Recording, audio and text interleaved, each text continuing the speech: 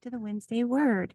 I'm traveling today, so I am outside, and I'll apologize in advance if there's any noise. There's some work going on around me, but I needed to get on here to do this. I missed the last month's Wednesday Word. Things just get hectic sometimes. So my effort to make up for that this month, I am starting off with the word grace because I was beating myself up, sitting around thinking about how I just messed up. And I thought, this is an opportunity to review the word grace and give myself some grace. So today, that's what we're covering. We're covering grace. There's also going to be a special guest. I have a good friend who has actually went back to college to study Hebrew. So he could be sure that he was properly comprehending the Torah and could teach it in the future. That was years ago. He does teach the Torah now. So I look forward to bringing my good friend Al on, and he will share his views on the word grace and how it relates to the Torah, the original source of the Bible in many ways, and how grace is applied in Hebrew through the Bible or the Torah. So that should be another fun view of words. And to get us started, I'll go ahead and share my screen. It's a little challenging out here to see. All right, so what is grace? I thought today that I would begin with Black's Law First Edition from 1891. And that is interesting. Of course, remember when we're looking at Black's Law, we are reviewing a lawful perspective of words. So in this case, the word grace is commonly used in contradistinction to right. Example given, the Lord Chancellor was instructed to take cognizance of matters of grace, being such subjects of equity jurisdiction as were exclusively matters of equity. I'll elaborate a little bit on contradistinction, the difference between two or more things that is made clear by comparing them, or distinction by contrast. Example, painting versus sculpture. Both are forms of art, but very different. My conclusion or takeaway from this, and you may see a better perspective on why as I progress to the next screen, which would be Black's Law 4th edition. But my conclusion initially from a law perspective is that grace isn't necessarily the same as a right or what is right, but provides a space for forgiveness to be allowed as a right if proven intent was for good, even though harm was done as a result. In other words, the result of an action was that harm occurred unintentionally. And we'll go to Black's Law 4th edition for the definition of grace from Black's Law 4th. A favor or indulgence as distinguished from a right. State v. Boston, Iowa 234, Iowa 1047. Continue citation. Thus, the Lord Chancellor was instructed to take cognizance of matters of grace. Again, we're repeating from Black's Law First. Just gives us a little more information. Also, a faculty, license, or dispensation. Also, general and free pardon by act of Parliament. And it tells us to see the act of grace. So I thought I'd go ahead and add that as well. An act of grace in Scotch law, a term applied to the Act of 1696, by which it was provided that where a person imprisoned for a civil debt is so poor that he cannot aliment maintain himself, and will make oath to that effect, it shall be in the power of the magistrates to cause the creditor by whom he is incarcerated to provide an aliment for him or consent to his liberation, which, if the creditor delay to do for 10 days, the magistrate is authorized to set the debtor at liberty. The term is often used to designate a general act of Parliament originating with the Crown, such as has often been passed at the commencement of a new reign or coming of age, or marriage of a sovereign, or at the close of a period of civil troubles, declaring pardon or amnesty to numerous offenders. And the reference for that is Abbott. So it's interesting how we know we have grace periods on debts sometimes, such as the grace period to pay on a mortgage that you won't have a late fee until after the 15th day beyond the first. That's a standard in all mortgages. So that's another example of grace within statutory law with regard to payment of debts, where we see now an act of grace was also applicable in Scotch law to set debtors who may have been put in debtor prison free.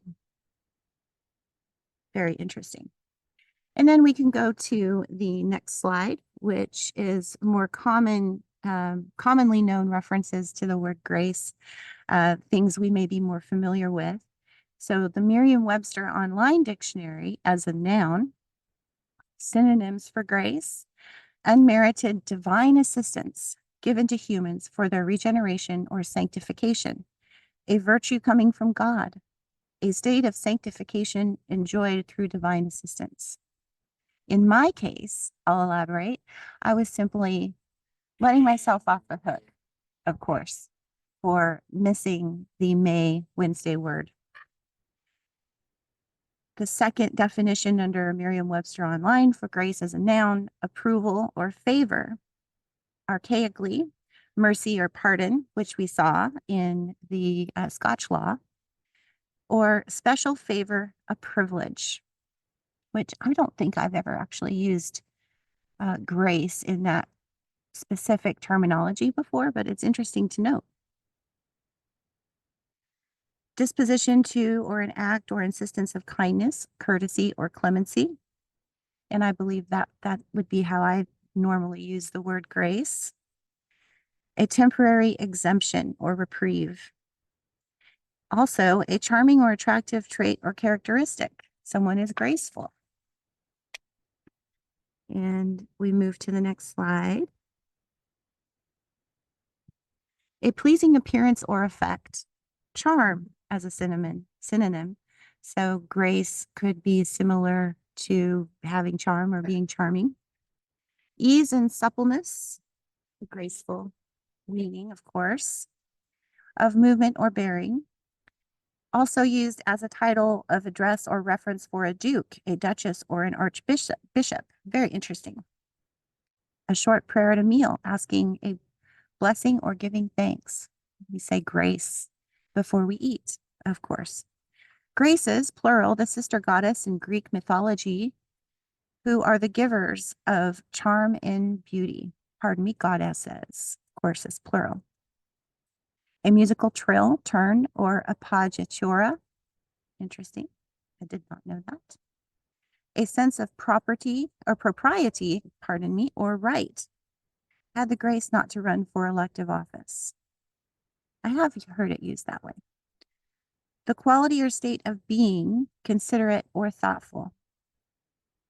Quite nice. Grace is just, I think it's just a nice word. I would imagine if we were to analyze the frequency of the word grace, it would produce really lovely results in water, such as those that Masaru Emoto did. And that's something I'd like to start perhaps adding to some of these presentations, would be to pull the snowflakes or the forms that water created when Masaru Emoto tested it around those certain words that we're covering. I think that would be fun. And I just, in efforts to bring all of this together, I look forward to doing that in the future. So grace as a verb, again, we're still on Merriam-Webster Online. To confer dignity or honor, adorn or embellish. Graveled walks graced with statues, for example. And our next page, or next slide rather, in Bouvier, we have days of grace. There's actually in Bouvier's from 1897, there's no simple definition for just grace, all that we can find in there are the days of grace, which comes back to our legal definitions with regard to debts or bills, things of that nature. So days of grace, certain days allowed to the acceptor of a bill or the maker of a note in which to make payment, in addition to the time contracted for the bill or note itself. They are so called because formerly they were allowed as a matter of favor, but the custom of merchants to allow such days of grace have grown into law and been sanctioned by the courts. There was a great amount of additional clarification on this, and it was too much to really, I felt it was too much to really include here. It would get boring to just read through all of that. So I will leave that to your research should you choose to pursue that further, and go look up in Bouvier's dictionary and check it out.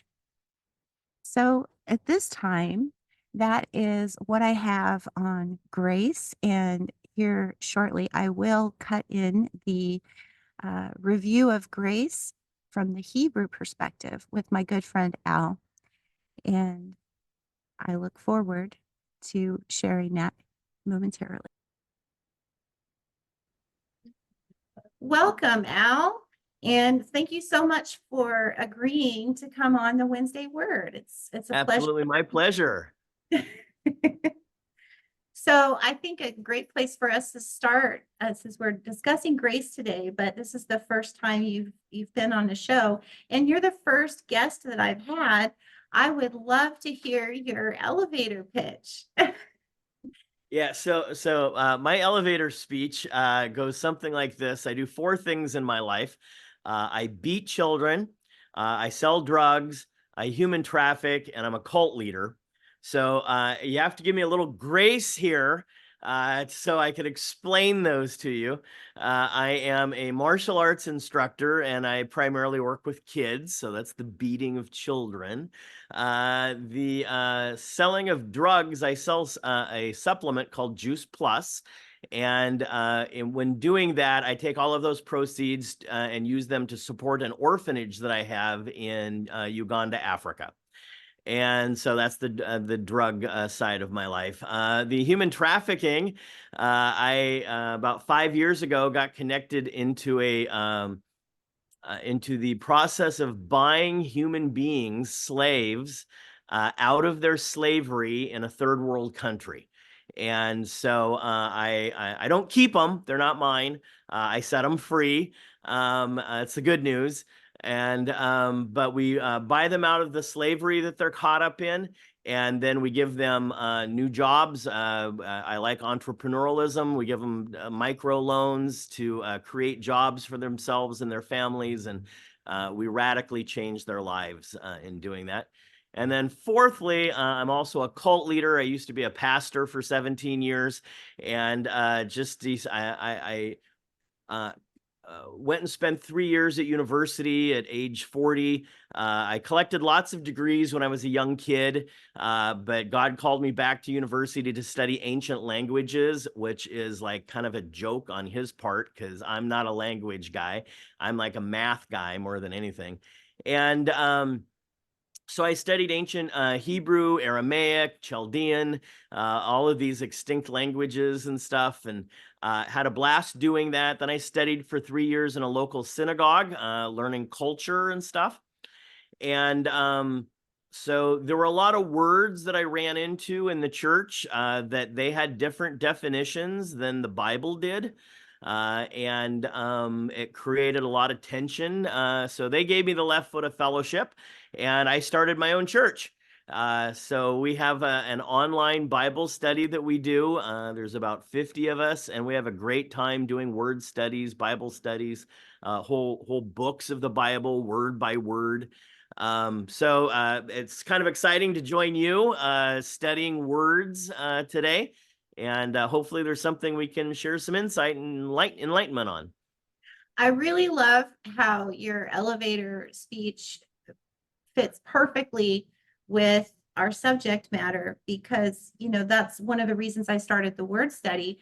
Was it's so easy to twist words And that's a perfect example of how you can say something and have it sound horrible, but actually the context behind what you're saying is totally different. And it's actually a really beautiful service, or a number of services that you're giving back to the world. Yeah, But it well, sounds horrible.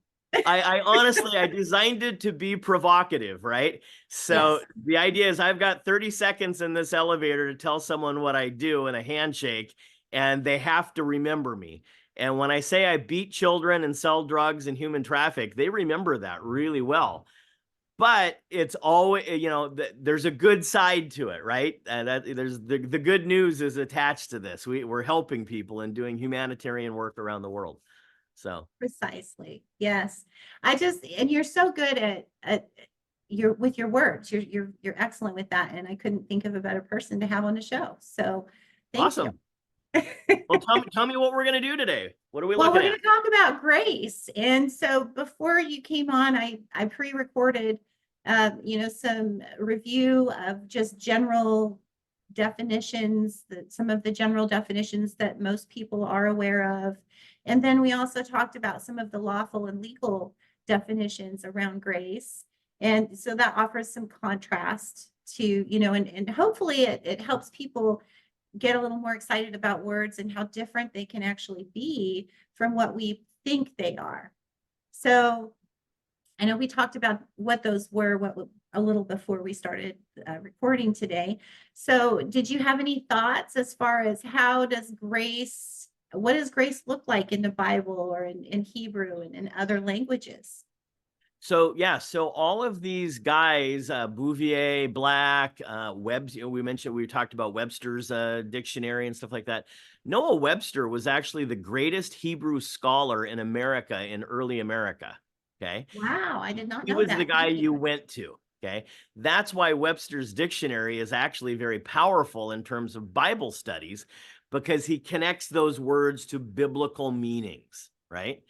Um, but again, the reason he did that is because he understood the Hebraic meanings behind those words. Okay. That's where in English we're pulling.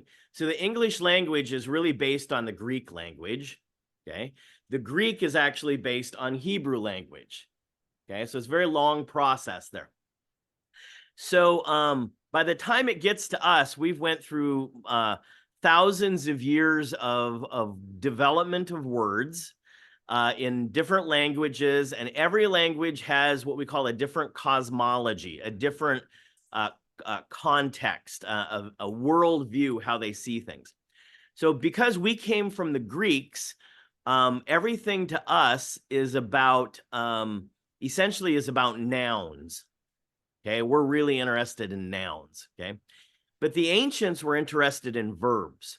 So if you were to look at the a word in the Bible, every word gets traced back to, even the nouns, even get traced back to the verbs. So they start with a verb and they build nouns. Okay. In our culture today, we can take a noun and we try to turn it into a verb. So Right. we would say, hey, I went to the office, or I was officing today, or I Yes. used Google, or I was Googling it, right? Right. So we take nouns and try to turn them into verbs. The ancients started with the verb. They started with actions and then made things out of that, nouns out of that.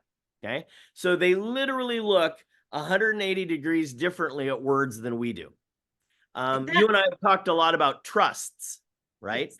So in the Hebrew, it's about trusting each other, right? But Yeah. eventually that becomes this thing called a trust. Right. But the bedrock foundation is about our relationship, that we trust each other. And that's why we have everybody has thousands of trusts and they don't even realize it, because even something as simple as, could you, take care of my plants while I'm out of town? There's actually an oral trust there, Absolutely. right? Yeah, Absolutely. I trust that you're going to go and do what you said you're going to do, and that correct. you are a person of your word and you're going to keep your word. Word. Word, right? Yeah. Okay, so if we were to look at grace, and I just opened up a little Bible app on my computer here. So the easiest one for me to navigate through that I find is called Blue Letter Bible. So I just pulled that up and I typed in the word grace. Okay. Excellent. And so it now shows me all of the places that the word grace is used in the Bible. So I can look at, when is it used as a verb? When is it used as a noun? A participle, different things like that. So the very first place, we call this the law of first mention. The very first place that we're going to find grace is in Genesis chapter 6, verse 8. Okay. Now, growing up in the church, I had always heard this thing that the Old Testament was about the law and the New Testament was about grace. Okay. Which is a complete misunderstanding, because the very first time it shows up is in Genesis chapter 6, verse 8. And then it's in Genesis 19:19, 32:5, 33:8, 33:10, 33. Grace is all over the Old Testament. Okay. So we have, by the time we create church policies or doctrine, theology, and stuff like this, we're already twisting these words to meet our needs, right? Right. Well, isn't that what we do as people? Or I shudder to say the word human. Someday we'll go over that, but we haven't covered human yet. So, Right. yeah. Well, maybe even better, maybe it's what we do as persons, Well, there's always right? that word Because too. Yes. people are going to be interested in what is the actual truth. We have to get down to what is real, Right. right? Yes. Okay, so Genesis chapter 6, verse 8, it says, you pull this over, it says, but Noah found grace in the eyes of Jehovah, in the eyes of the Lord. Okay, so we go back. So this Noah's the story of Noah's Ark, right? Okay, so if I click on that sentence and it breaks it down and it gives me every Hebrew word. So I go down to the word grace. Noah found grace. It's in Strong's Concordance. It would be H2580. And then I click on that and it says, oh, this is from the verbal root Hanan. Hanan. So Interesting. Hebrew is the language of spitting and coughing. So it's Hanan. Okay. But it's shortened here into Chen. So we would see the word Chen there. So Hanan, we would find this in the New Testament. We have the Gospels are Matthew, Mark, Luke, and John, right? John in Hebrew is Hananan, Yochanan. His name is Grace. Oh, wow. That's Isn't that very interesting? cool. Yeah. Okay. Yeah. So Hanan, verbal root. So it says to find favor, grace, charm, elegance, acceptance. Okay, so those are similar to the words you were looking up there, right? Yes. Yes, indeed. So it also expands it. There are some other odd uses. It says grace, favor, gracious, pleasant, precious, well favored. Let's see what else it says here. So Miriam did a good job. Yes. If we go back to a guy named Gesenius, he lived in the 1800s. He was a Jewish guy, and he wrote what was called the Hebrew Chaldee Lexicon, and he would use grace, favor, or goodwill. And then he says to find favor in the eyes of someone, to be acceptable to him. Let me see if there's anything else here. And then it gives us a whole bunch of examples of when it's used. Now, there is this kind of interesting thing that happens in linguistics. My wife was a linguist, and she would tell me that we can trace all these languages on the earth back to 3 root languages. Okay? And I'm kind of like, well, but that doesn't add up to the Bible. So the Bible says there was this Tower of Babel, there was one language on the earth, and then God divided it, And years later, I discovered that there's this alternate linguistic theory. It's called Edenics, as in I've heard of that. from Eden, right? So Yes. eugenics went in and they said, well, if there is an intelligent God and he used intelligent principles to do what he did, then we should be able to track this down somehow. So they looked at words all over the globe that sounded the same and had the same meaning, but were kind of spelled different. Let me give you an Right. example.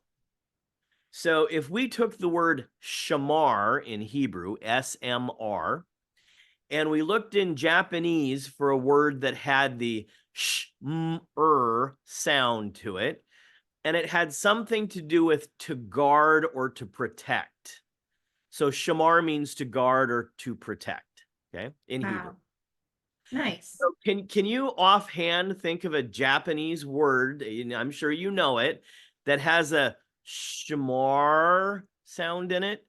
Oh, put me on the spot. It would be someone who would guard or protect Oh, people. it's on the tip of my tongue. I cannot think. Oh, I can't think of it. The Yes. guys with the swords. Yes. The samurai. Samurai. Thank you. Yes. So Samurai. Sh-M-R, right? Yes, The vowels yes. changed a little bit, right? Yes. And they would go through all of these different, and they found thousands upon thousands of examples. And then they they learned how they changed the vowels and the consonants and stuff like that. And it totally explains how we went from one language into thousands of languages, right? Right. Okay, I have a question. Yeah. This seems like the right time. So one of the things I'm beginning to learn about is I guess there's, so far, to the best of my knowledge, there were 7 letters that were added at some point. I'm still, learning, such as J, that used to be IE, like Jesus instead of Jesus, right? And oh gosh, what was the other one? I just had it. Anyway, so I guess there's 7 of them. Oh, V is another one. Oh, this is fun. So I realized the other day in having a conversation with another linguist, that just has done tons and tons of study over years, that, if you look up in the 1611 King James, there's no living, it's luing, right? There's a U instead of a V. It's Liuing. And they have totally different meanings if you start parsing this stuff out. I'm not going to get into that. That's kind of shocking sometimes. But so suddenly I made that connection. Oh my gosh, is that actually what lo and behold is supposed to mean? It's not low, like down below low. It's actually love and behold. To us, it would actually possibly mean that. Lo and behold could actually be love and behold. And that makes more sense to me. What do you think? Oh, interesting. Well, I've never heard that one. That's very fascinating to be a fun word study to do, just on that. In terms of the letters, I grew up in church. We would have lots of songs about Yahweh, type thing, right? But in Hebrew, there is no letter W. So, however, all of the languages around Israel, the other Semitic languages, do have a W. For example, we might be familiar with, in Saudi Arabia, there is a sect called the Wahhabi, or Wahhabism. They were connected a lot to terrorism and things like, or supposed terrorism and stuff like that. So in their language, in Arabic, they have a W sound. So the Israeli language eventually had to adopt a sound that had a W sound. They can make a W sound now, okay? But they didn't originally have that W sound. So there's no way his name could have been Yahweh. It would have closer, it would have been Yahweh because of that V sound. But over time, it morphed and it got brought in. We do a whole study on this, how it got brought into the English language and stuff like that. Same thing, like you were saying, the letter J didn't exist on the planet until the 1500s. And so this is why if you were to look up, if you were to go to Sweden and you looked up your best friend Jorgensen, the Jorgensen would be spelled with a J, but it's pronounced with a Y. In fact, this week I was at my dry cleaners. I went in to pick up some shirts. A Korean family. They've got a calendar on the wall in Korean, and it's quoting a psalm. It says, God is my shepherd. Okay. And so it says in parentheses in English, it says Jehovah Roy. So Roy means shepherd in Hebrew. And so then it says Jehovah. And so I asked them and I said, do you speak Korean? And he says, yes. I said, do you read Korean? He says, of course. I said, so on that Korean up there on that calendar, does it say Jehovah or does it have a Y sound and say Yehovah? And he looks at it and he goes, son of a gun, it says Yehovah. I wonder why that is, right? So thanks to King James, we picked up the letter J in our language, right? Oh, yes. All King Jimmy's fault. Well, it seems like he did a lot of things. He was a busy king, I think. But in a lot of areas. Yeah, he actually, Yes. we know him for the King James Bible. He also wrote a whole book on demonology. Yes. Fun Yes. read in Old English. I would like to go and read some of the books that that were from King James. And right now, my stack of books that I need to read is only getting longer and longer, and I don't know how I'll ever do it.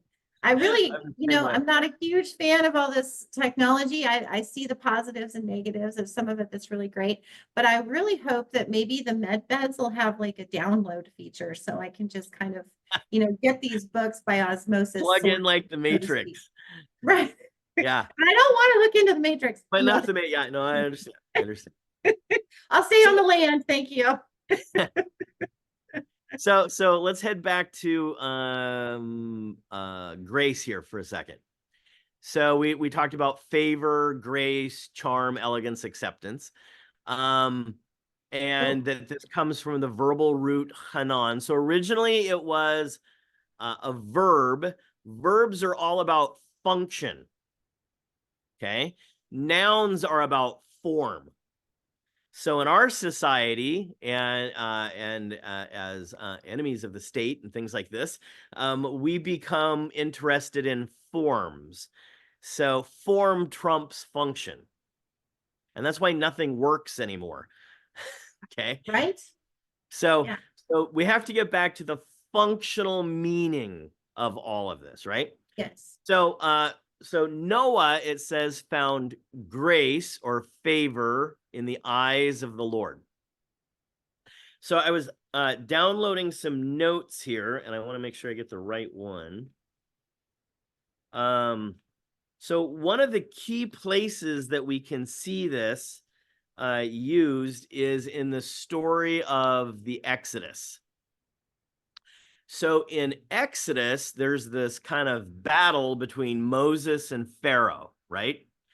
And Moses is God's prophet, man on the spot, eyewitness news guy, standing there talking to Pharaoh, right? Yep. But he's doing whatever God says to do, okay?